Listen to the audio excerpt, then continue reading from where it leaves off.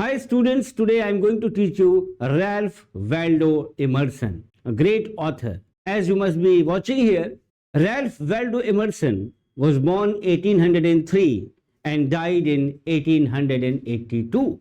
Before we study the details and about his works and all, it is important to know about every author's birth, the parentage, so that the connectivity is in the mind of the student. As I told you, he was born in 1803, brought up in USA.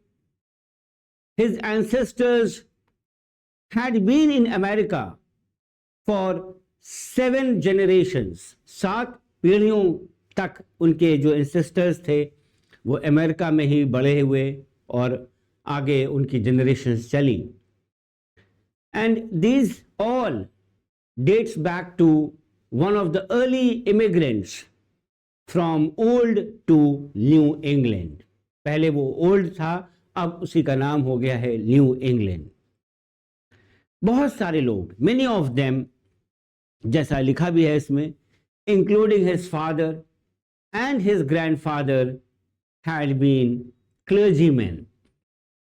The family was always poor, यहाँ तक कि sometimes in extreme poverty. Nevertheless, Emerson's mother, जब बच्चा 8 साल का था, then his mother got widowed, and his auntie managed to see that he, means Waldo, Ralph, and his 4 brothers had been given, had a proper education. So he followed graduation from the Harvard College and a brief period of school teaching. Emerson too studied for the church, and like his father and grandfather, he also became a clergy of a Boston church. In 1832, after only 3 years, he resigned from this position because he could not be in a good conscience conduct religious ritual in which he did not believe. Means कि जिस चीज़ों पे उसको खुद विश्वास नहीं था, वो कैसे अपने कॉन्शियस से उन चीज़ों को, उन सेरेमनीज को कराए. So he took the resignation after 3 years. Now, we will study about his traveling abroad. He got married in 1829, but unfortunately his wife died in 1831, only after 2 years, and this was a great personal loss, and his also resignation from the post. Emerson traveled through Europe and stayed there for almost 1 year, करीब 1 साल तक था. और जब वो England में था, the most important point which is here written also, he met Coleridge, he met Wordsworth, and the most important, Thomas Carlyle, who became his lifelong friends and even correspondents. Fine. Now, on his return from Europe, जब वो Europe से वापस आया, Emerson moved from Boston to a nearby town of Concord. इसीलिए लिखा है at Concord. Here he began the public lecturing and writing which were to constitute his life's work. पूरी जिंदगी के जो आगे वर्क लिखना था, उसका बहुत एक बड़ा हिस्सा था public lecturing and writing. With the exception of extensive lecture tours in the United States, लगभग he gave 1500 lectures in all. माने रखता है 1500 lectures कम नहीं होते हैं. and 2 more trips to Europe, Emerson spent his rest of the long life in Concord. He remarried in 1835, and second child bore him 4 children. The lectures which he had given or were given, they were the principal means of support of Emerson. And yes, he lived a very simple life.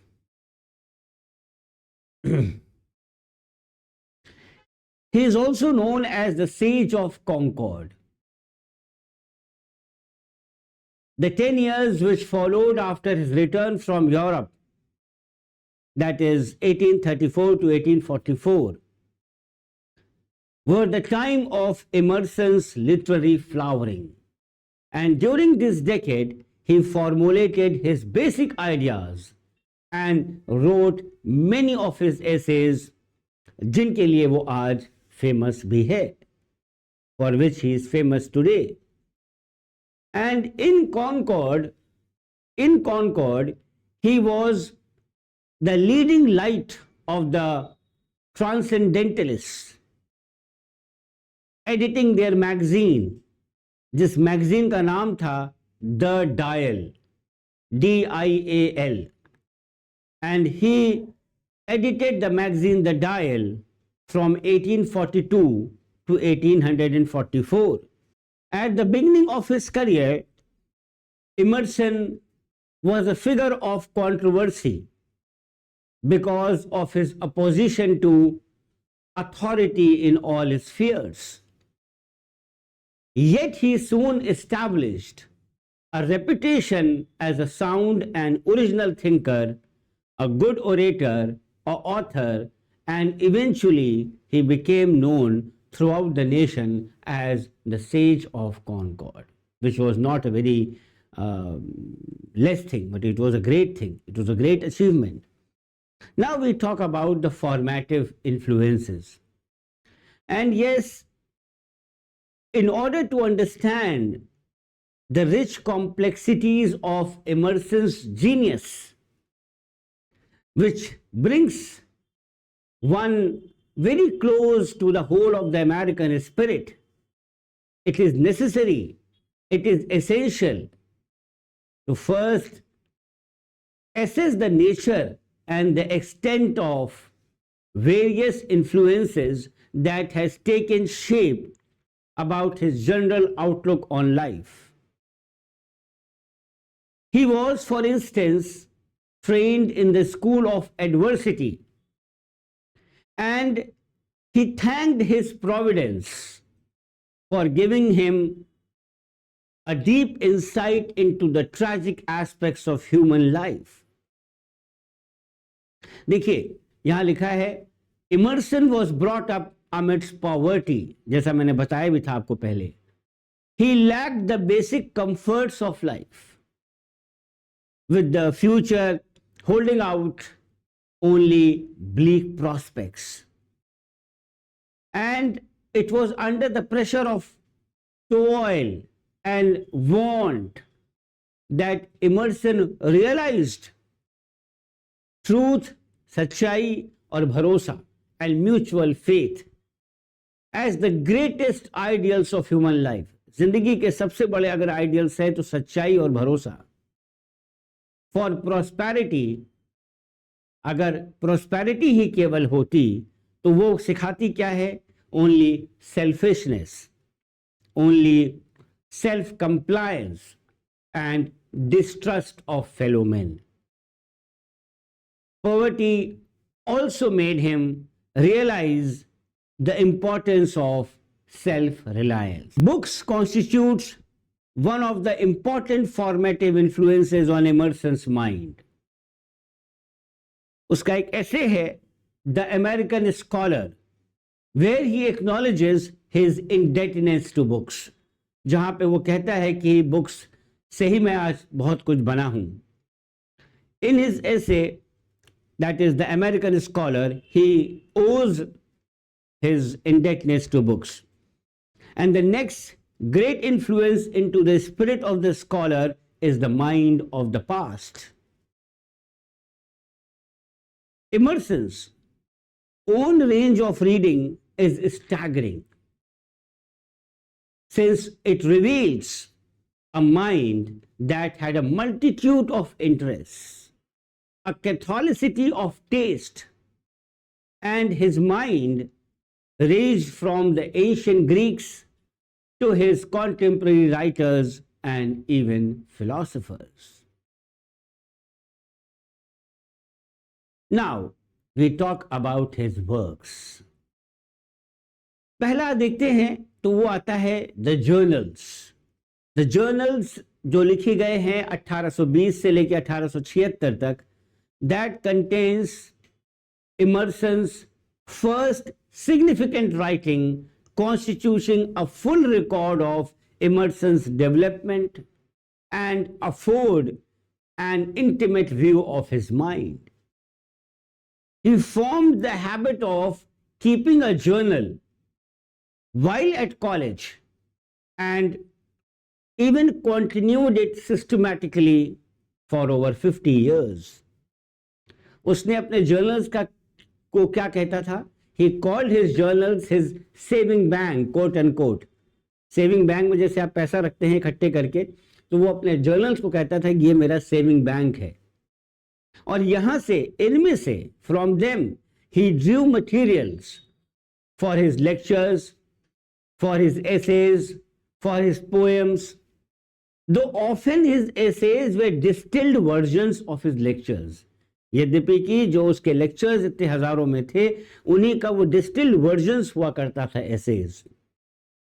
The journals make it clear that though he dwelt constantly with lot of ideas, with lot of thoughts, and he was a lover of truth, he was not a philosopher in the sense of one who attempts to establish a systematic body of thought.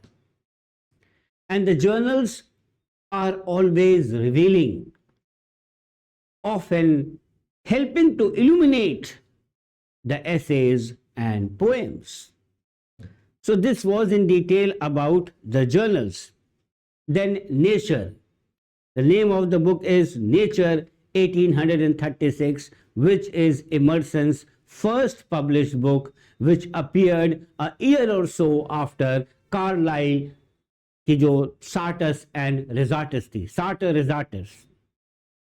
This Nature expresses the fundamental concepts of Transcendentalism and anticipates later works such as the Oversoul. Correct? Now, the American Scholar 1837 and the Divinity School Address 1838. These are two lectures which expressed his disregard for authority, his utter concern for the individual, and this all made Emerson famous. अगर हम बात करें the divinity school address की, the divinity school address applied the ideas of the American scholar to religion. Emerson openly rejects church dominion over the spiritual life of the individual and advocates that man become his own church. इंसान को खुद का church होना चाहिए.